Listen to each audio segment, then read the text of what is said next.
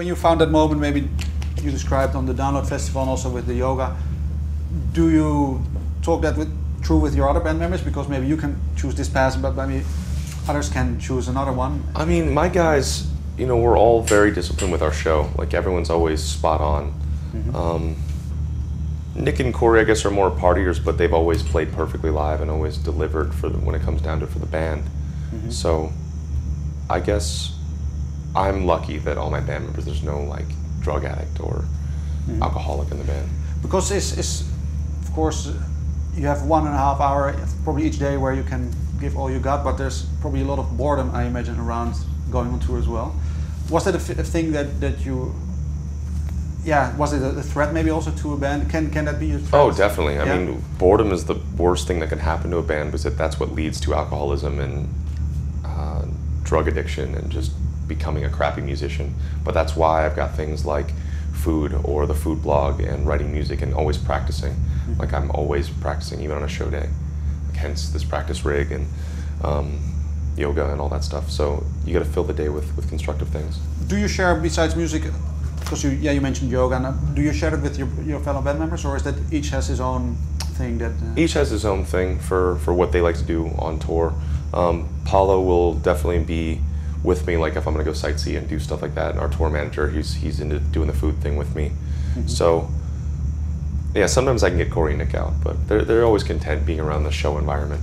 They like to watch the other bands, which I do as well, but I mean, today I hear we're semi-close to a town, so I might try to get over there after we're done.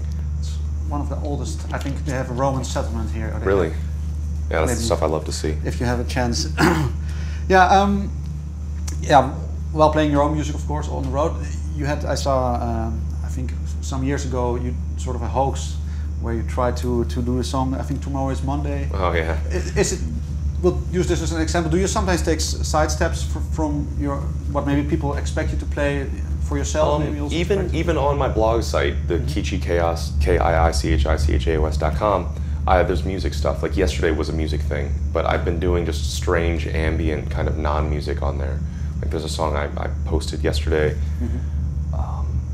Yeah, it's just really weird noise stuff. So that fake emo band, because that genre drives me crazy, I wanted to prove that I could make an emo hit in 30 minutes. And it took me 30 minutes to write and record that song. Actually 60 minutes total to write and fully record, mix and master that song. To write the lyrics, to come up with the artwork, come up with the band name. It took me 60 minutes, that was it. So it shows that there really isn't much brain power that goes into that. That was done purely as a joke, but I was also in a black metal band when I was 16, and a technical death metal band when I was 17 called Capernaum. So, I mean, I'll do other things here and there, but the main focus is Trivium as like a legit... But aside of Trivium, maybe that ambient thing that you do, maybe then just maybe to fill the day, is that something you do right now? Is it maybe important just maybe not to get something out, but just to... I mean, yeah, even just the other day I made another song that we'll be posting on my site in like a week. Just these weird things. I don't even think you can describe them as music. It's just strange noise. Because you mentioned music, of course, is your passion. Does maybe the success of Trivium had an influence on how you perceive your passion? I mean, yeah, my entire life revolves around Trivium. Because it's a job also, I say. Yeah, because you got to be professional with it. I mean, the fact that nowadays I've realized that I do have severe reflux, so that's why I have to cut myself off from eating. I think all singers need to cut themselves off a certain amount of time. But you find these little things that are right for you. I mean, there are some singers out there that can smoke cigarettes and drink and not warm up and go up there and sing perfectly. I can't do that. I'm the kind of guy that needs the rest, that needs to be able to take care of myself and do the health aspect and do all that stuff to make it really happen for the fans.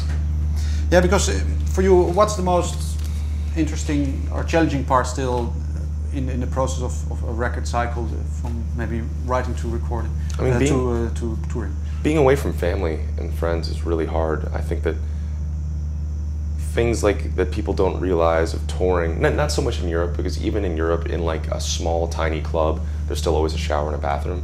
But in the US, you'll play even clubs that fit like 1,200 people that don't have a toilet for a band and don't have a shower for you.